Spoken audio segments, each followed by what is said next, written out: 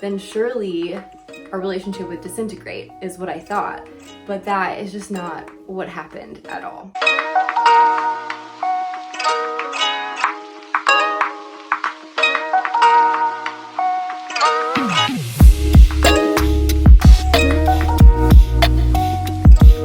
Hi, my name is Kelly-Jayne, owner of Baewolf earrings, and I strongly believe in beauty for beauty's sake, aka our own innate worth without having to earn anything.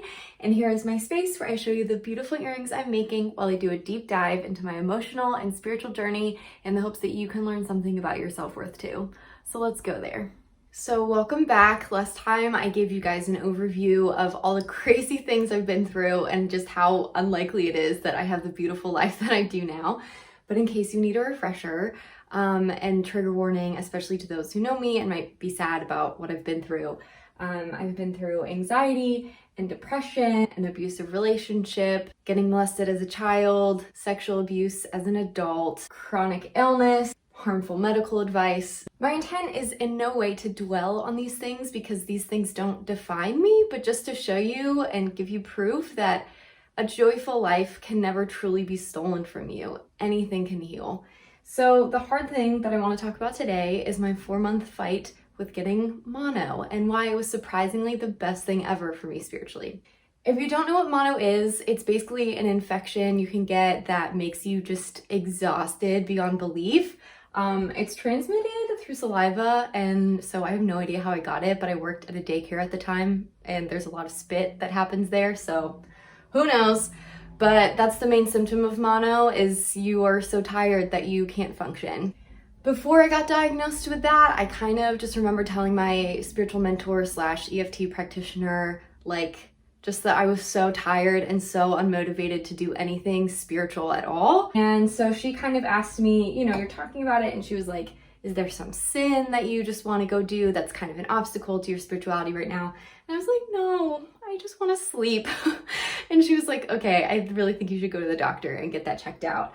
And so I had no idea that that would be a turning point in my spiritual walk for the rest of my life, but it was. And here are the top 3 things that I learned from that time. Well, first, let me tell you what I'm working on. I'm doing this very multi-textured, multi-layered, pastel, translucent geode slab. I'm kind of twisting some sea glass together at the moment, so we'll see what this turns into. But back to what we're talking about. Point number 1. Wow, this is super pretty already. Point number 1. My relationship with God doesn't just come from me doing stuff for him. Okay, when I was in college, I pulled so many all-nighters because during the day, instead of doing my homework, I would be in Bible studies or be talking to people about their relationships with God. I would feel so guilty taking naps, even though I was super tired, because that time was time I could have been talking to people about God, and introverted time didn't exist for me. I had to be giving at all times. I would physically make myself sick because I was so exhausted, and that would be the time that I would let myself sleep, was when I was literally sick. So that's what I thought my relationship with God was and was supposed to be like. If my relationship with God was a rope, the fibers of the rope were me doing stuff for him. And so if I couldn't do stuff for him because I had mono, then surely our relationship would disintegrate, is what I thought. But that is just not what happened at all. God was there in my room with me. He was loving me. He still showed up. He still loved me through my favorite things and people who loved me. And it was just this magical, safe space where for the first time, it was just me and God. And even though I wasn't doing anything for him, he still loved me. And I was implicitly taught that that shouldn't have been the case. This is gonna be so cool. Okay, the second big thing that I learned is that my spiritual health is tied to my physical health. This blew my freaking mind because I used to drive my body into the ground because I thought that that's what being spiritual was. I would get sick every few months because subconsciously I believed that that is how I would earn rest, is if I drove my body into the ground. That's how I would allow myself to rest, only after I did that. My internal world was absolute chaos, so there was no rest there, and I just would be sleep deprived like 90% of the time because I thought that's what God wanted. I thought that He wanted us to be stressed out because of the gospel 100% of the time. And honestly, I was sleep deprived because I wanted to be busy, because I wanted to make sure that I didn't lose God's love. Would I have used those words back then? Absolutely not. I just would have said that I'm passionate about what I do, or that I'm just really undisciplined when it comes to bedtime, but my body fought back eventually. Apparently a lot of people have mono. How I understand it is that it just doesn't express itself in your body until you've run it past its limits. And so whatever the normal window is for an adult to have mono, I had it for at least double that because my poor body was just so tired. I didn't really care much about my health though until I understood that my spiritual health was dependent on my physical health. So one day my EFT practitioner asked what would happen if you took Jesus at His word, that His yoke is easy and His burden is light? What would that change? And for me, that changed everything. I don't think that your spiritual health depends on your physical health in a get swole and work out all the time, or you're a bad Christian and a wimp kind of way, but in a way that's God loves you, and you learn about God through rest and through eating good food and through giving yourself what you need, because God is a good parent and He would want you to treat yourself that way. I was just shocked because I didn't understand the connection that we are mind and body and spirit. And it just made me realize that my relationship with God didn't have to be hard, that it could be good, that it could be enjoyed. I haven't made myself sick like that a single time since. I'm still totally on my health journey, which I'll make videos about my gut health and all of that, how that has affected me emotionally and spiritually.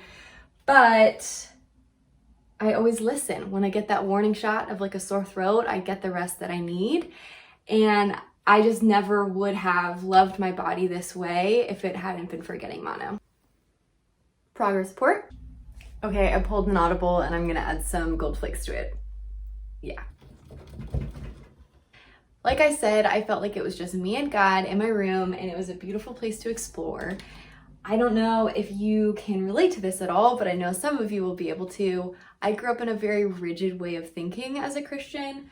I was handed a lot of black and white things, and I was taught that my heart was deceitful above all things, so I couldn't really trust my own thoughts, and when I disagreed with anything, I was implicitly told that it was because I was being proud. So I never really learned how to interpret things for myself about God or about the Bible. But when I learned to question my belief that my relationship with God depended on the things that I was doing, I started questioning other beliefs too. And the fact that God was there kind of gave me the safety net I needed to dabble in questioning the things that I had been taught. Because it is a really scary thing to do. And I'm just so grateful that I was able to stay stable through that very destabilizing process.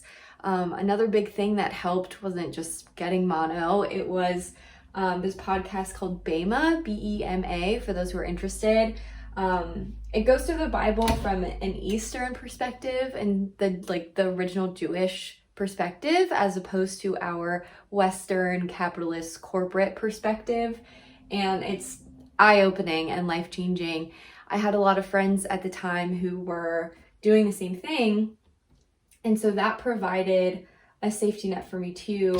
And I just want to emphasize that that's really important in times of questioning, to have people that can kind of pull you back from the cliff and tell you if you're about to jump off the deep end, but also people that can just help you to feel like it's safe and it's okay to question things and it's okay to wrestle, and God loves that. Just having a safe space that was just for me and God, to bring it back to just me and God, the most important thing, was such a healing thing for me. I learned to listen to Him. I learned to feel safe with Him.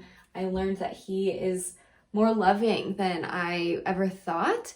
And ironically, it was this journey and this ability to question that has kept me in a community, because I no longer fear being brainwashed or forced or manipulated into anything. I never would have thought that it was getting physically sick, like really physically sick, that would have changed my relationship with God for the better. It's this wrestling to create beautiful things that making earrings always reminds me of, because it's gritty and you have to persevere and you have to work with your hands and get dirty and you have to wrestle, but then you end up with something that's so beautiful and gives you a breath of fresh air and just feels so grounding. So please check out my Instagram to see what these beauties turn into. I can't wait to see what they look like either. I will see you guys in my next video. It's all about the literal hardest thing I've ever gone through, but all the ways that God got me through, including a cooler full of ice cream. So please like and subscribe so you don't miss a thing. And please, please, please reach out if you want to talk to me about anything that I shared. And I will see you in the next video.